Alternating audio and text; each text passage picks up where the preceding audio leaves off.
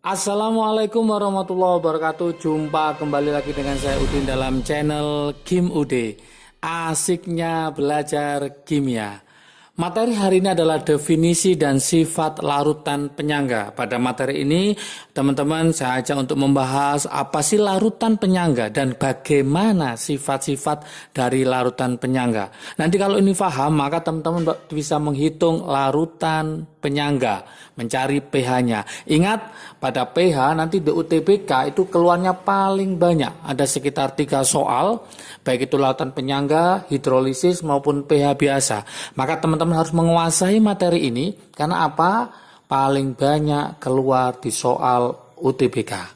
Oke, sebelum saya bahas, seperti biasa jangan lupa like, subscribe, dan komentarnya. Juga lonceng ditekan supaya tidak ketinggalan video terbaru dari Kim Ude. Oke, tanpa berlama yuk kita bahas apa sih definisi dari larutan penyangga itu. Oke. Larutan penyangga ya, larutan penyangga, nama lainnya teman-teman pasti sudah ada yang tahu, nama lain dari larutan penyangga itu adalah larutan buffer. Jadi larutan buffer. Ada lagi yang mengatakan nama lainnya adalah larutan dapar. Jadi nama lainnya adalah juga larutan dapar. Apa pengertian larutan penyangga? Dari kata itu sudah kelihatan, penyangga. Berarti dia akan menyangga. Artinya dia akan mempertahankan. Berarti larutan penyangga adalah larutan yang dapat menyangga atau mempertahankan. Ini harus dikuasai konsepnya dulu ya. Mempertahankan apa? Yaitu pH.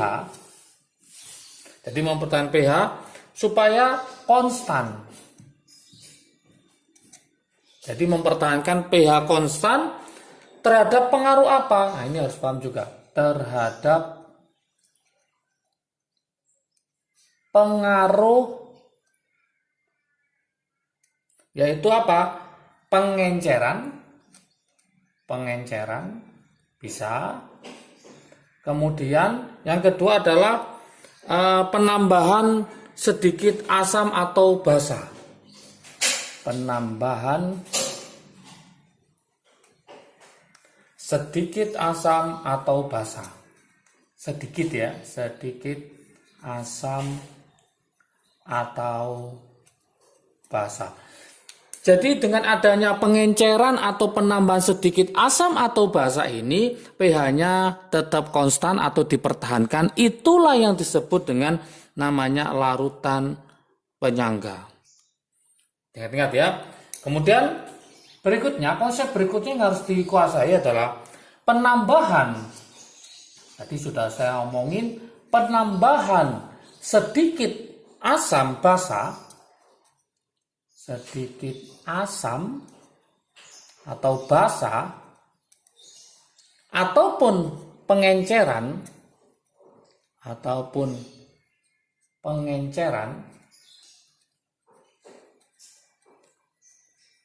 ke dalam larutan buffer atau yang disebut tadi adalah penyangga. Sebenarnya, nah ini konsepnya ini, sebenarnya menimbulkan sedikit perubahan.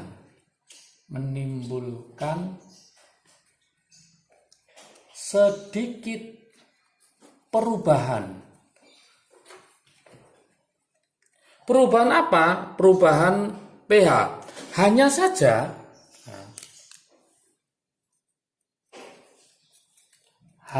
saja penambahannya sangat kecil. Jadi terjadi perubahan, tapi ternyata penambahannya hanya kecil.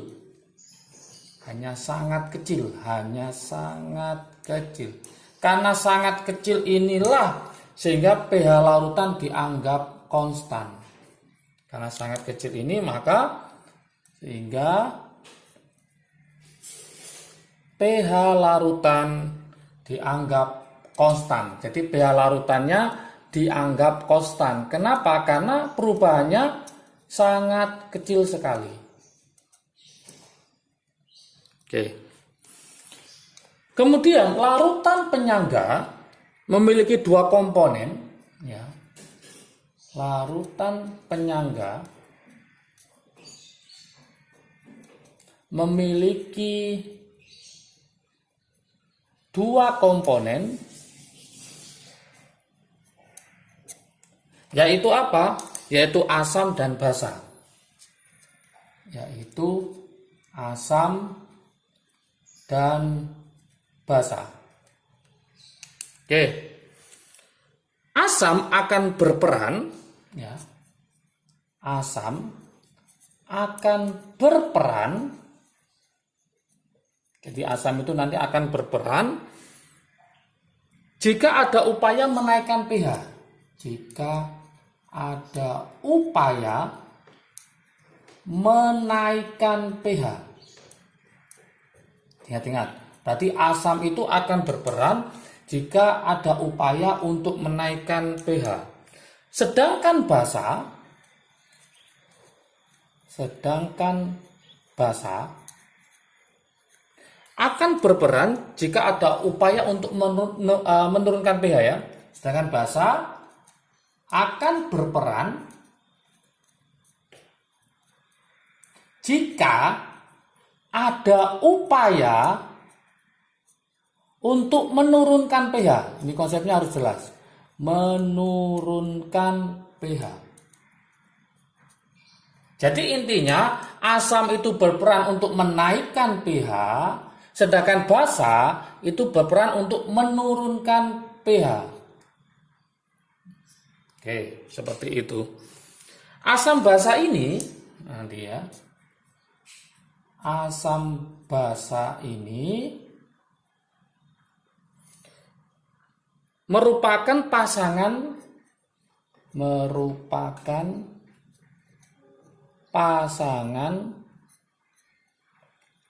apa? Yaitu pasangan asam basa konjugasi.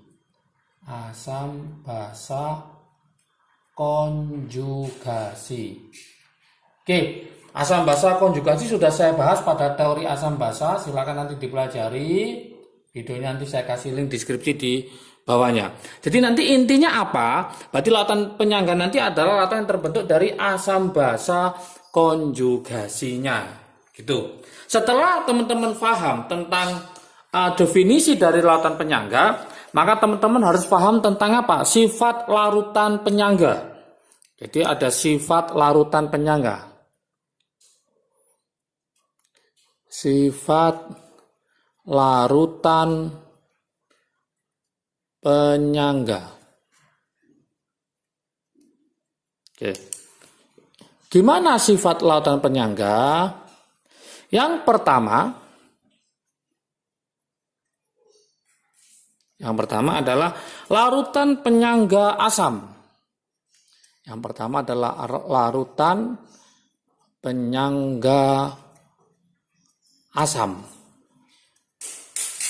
Gimana larutan penyangga asam ini? Artinya apa? Ini harus juga paham. Larutan penyangga asam artinya mengandung asam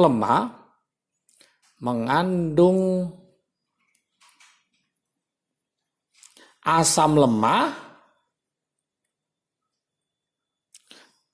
dan basa konjugasinya. Berarti asam lemah dengan basa konjugasinya. Basa konjugasi ini berasal dari mana? Basa konjugasi berasal dari garam dari asam lemah tersebut. Asam lemah tersebut. Berarti dia merupakan garam dari asam lemah tersebut. Berfungsi untuk apa larutan penyangga asam? Berfungsi mempertahankan harga pH pada kondisi asam, artinya pH kurang dari 7. Contoh di sini, ya, misalkan ada CH3COH dengan CH3COONA. Kalau kita lihat, ini adalah asam lemah, yang ini adalah basa konjugasinya yang berupa garam dari asam lemah tersebut. Berarti ini tak tulis ini adalah asam lemah. Asam lemah, ini adalah basa konjugasinya. Basa konjugasi ini dari apa? Dari garam yang berasal dari asam lemahnya. Contoh yang lain, misalkan H2CO3. H2CO3 dengan NaHCO3. Kalau kita lihat di sini, ini merupakan asam lemah. Yang ini merupakan basa konjugasinya. Dari mana? Dari garam. H2CO3 sama HCO3- kalau dalam bentuk ion ya. Berarti ini merupakan basa konjugasi. Basa konjugasi yang ini tetap sebagai apa? Asam lemah. Inilah nanti yang disebut dengan namanya larutan penyangga asam. Yang kedua itu adalah larutan penyangga basa. Larutan penyangga basa. Oke. Larutan penyangga basa, kalau penyangga asam, dia mengandung asam lemah dan basa konjugasinya, maka untuk penyangga basa, itu adalah mengandung basa lemah,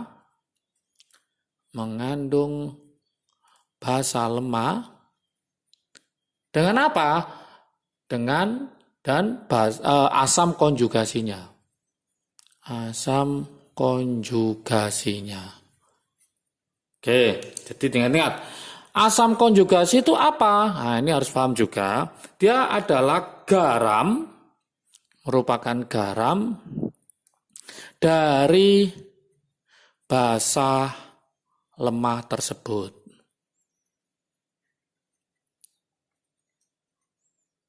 Oke, berfungsi untuk apa larutan penyangga basa?